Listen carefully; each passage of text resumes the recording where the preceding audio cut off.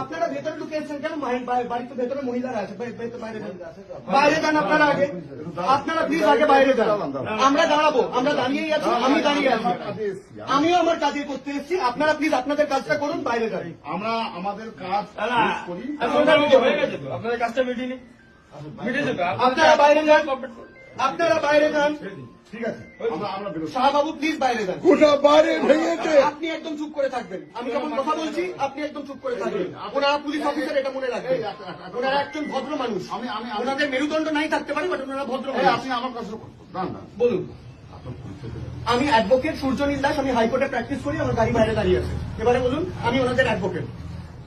আমরা একটা জিনিসে কি জানতে চাইছেন? ওনাদের 6 তারিখে যাতে ওনাদেরকে নিয়ে যেতে পারেন সভাতে, বুঝি না আমরা, বুঝি না। ব্যাপার নয় প্লিজ সাহেব, প্লিজ স্যার, প্লিজ সাহেব, সাহেব আমার কথাটা শুনুন সাহেব, আমার পুরোটা কথাটা ভিডিও করবেন। সাহেব আমার কথাটা শুনুন। স্যার নমস্কার স্যার। গায়ে হাত দেবেন না, গায়ে হাত দেবেন না। উত্তেজিত হওয়ার মতনই কাজ করছেন আপনারা। আপনারা বাড়ির ভেতরে উইদাউট পারমিশন ঢুকছেন কি করে? এটা একটা প্রাইভেট প্রপার্টি। জানেন না আপনারা আইন? ঢুকতে পারবেন শান্তিনিকেতনে? ঢুকতে পারবেন কালীঘাটের ওই বাড়িতে? সাধারণ মানুষের বাড়ি